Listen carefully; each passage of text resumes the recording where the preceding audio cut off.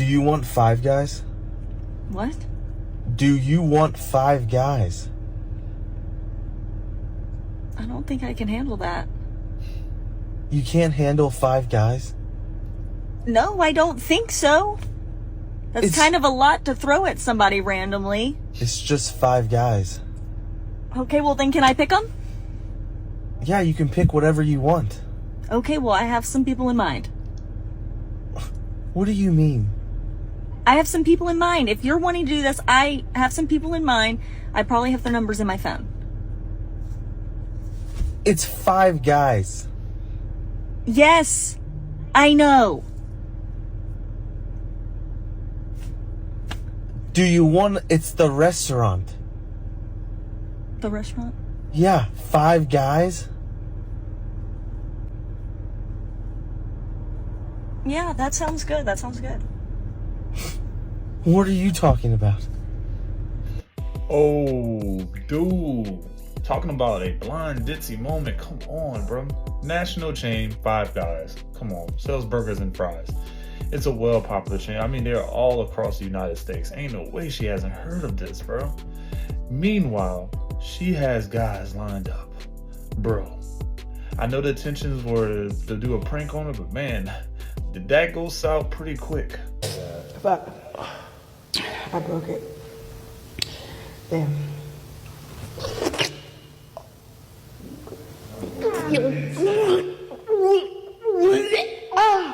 What's a fucked up thing that your ex did to you? He forced me into nursing school, and so I spent all my time studying. He complained about it, and he literally told me another bitch was making him happy, and I didn't do shit about it, but I was studying. That's like a lose-lose situation, but you also came out winning. There's a silver lining there, man. Your man wanted you to go to be a nurse. You did it to please him.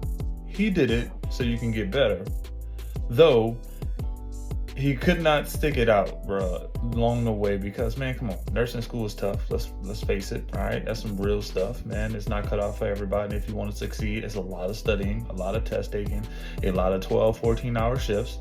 And guess what? The attention was lacking, bro. So he went and found it somewhere else without even trying to give you a shot. But guess what? You still made it out to be a nurse. I mean, hey, silver lining there.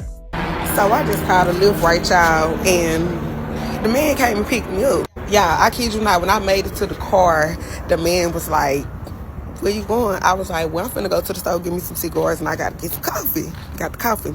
Now I know what y'all want to say, but hold it right now, hold it. Because he already said it, y'all. I said, I'm finna go to the store. He said, you should've went combed your hair first.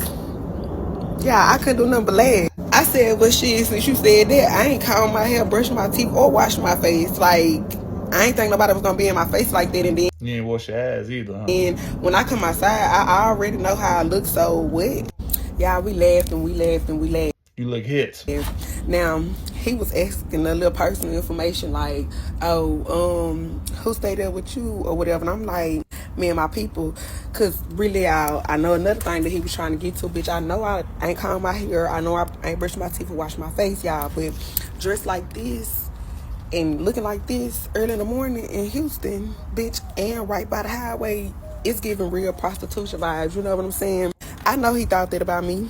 The shit, I would have thought that too, you know? Come on now, y'all, be for real. Look at me. I mean, y'all.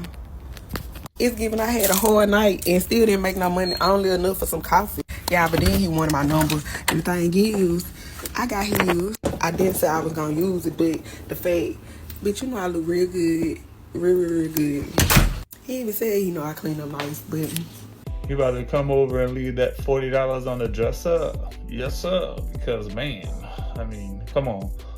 You played into it, bro. You played into it. We know what time it is. What's real, what's not real. You putting on that front, girl. You out there doing your thing. I literally called every single girl in his contact list. I'm not joking you. Every single girl. And they would be like, no, I can't come. Next one. No, I can't come. Next one. Oh, I can come. Okay. Hooks up with her. Calls the next one. I'm not joking you. Bro. And the Man of the Year award goes to that guy. Hey, excuse me. No, you're ugly. Do you know what guys say to the pretty girls? No, I do not. Yeah, I didn't think so either. That's rude. That's not rude. What do you want anyway? Anything but you. No, I'm joking. I do want you to leave. I will.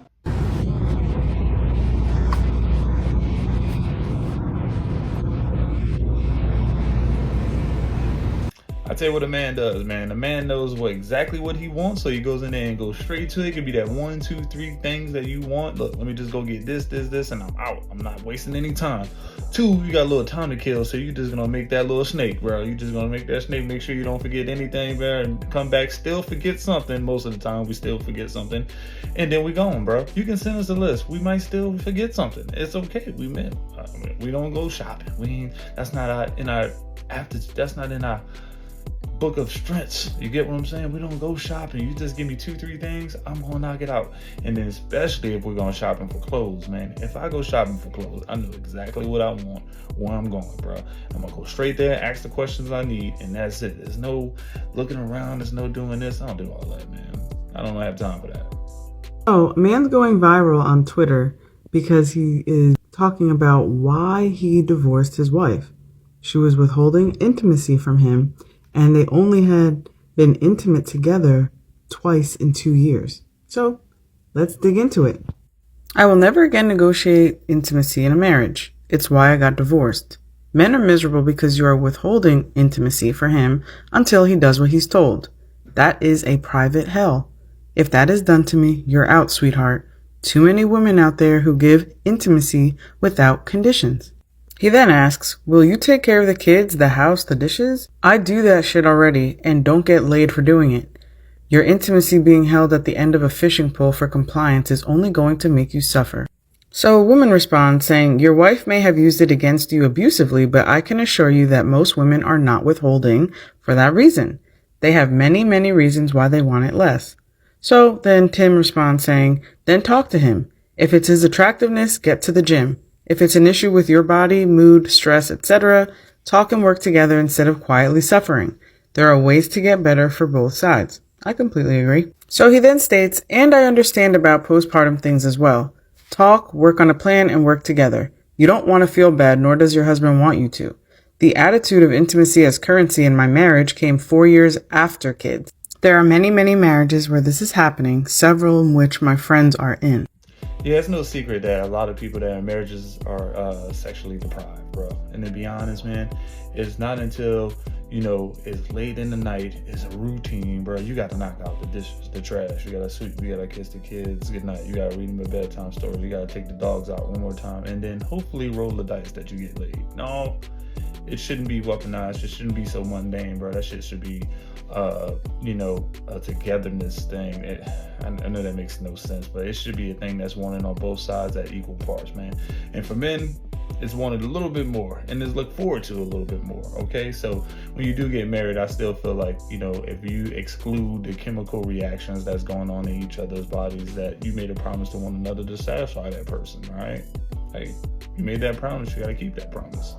So then someone asks, we all agree the best way to punish a man is to intimacy starve him, right? So this brings me to my next point. There was a man that went viral a few years ago because he had made a spreadsheet over the course of about a month and a half to keep track of all the reasons why his wife would tell him no when it came to being intimate together. So let's dig into it a little bit. So some of her reasons were, I'm watching the show, in parentheses, Friends rerun.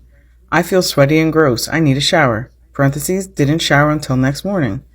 Another one, or a few times this happened, was it was just a non-verbal no. There were other times where she just said, I'm exhausted, or I'm trying to watch the movie. Fell asleep 15 minutes later. My guy kept a spreadsheet of how many times she said no. My boy was adamant to prove a point, to lay down some evidence, and kept track of it, man. My guy, dog. Look, I'ma just say this, man. You wasn't a man in your own kingdom. I'ma just put it like that. You was not a man in your own kingdom. Either that, or man, you just in a really sexless, unhappy unattractive relationship with your partner. And sometimes it gets like that, man. Sometimes you get so focused on your work that you lose attention for your partner. Your intimacy is going down the drain. They might have someone else involved, or you might not be mentally attracted to that person anymore. A lot can go into it, right? But when you start to get to a point where you say excuses like you just want to watch the show, you're just watching a movie, like, come on, man. That doesn't make sense, man. Feeling gross, nasty, you need to take a shower, one thing, but just because you want to watch a rerun of Friends, you're gonna decline your husband of intimacy? No. You know, it sucks about having a list when you ask a girl to sit on your face and they thought you said shit on your face. Just horrible, horrible morning. And to you niggas out there, stop taking a bitch on a date with thinking like she finna come home with you afterwards. What the fuck be wrong with y'all niggas? Like, what in my mind say, oh, I want to take this girl out on a date. I hope she come home with me and let me try to convince her to come home with me. Like, oh, like, ain't nobody coming fucking home with you, nigga. Don't nobody know you. What the fuck wrong with y'all?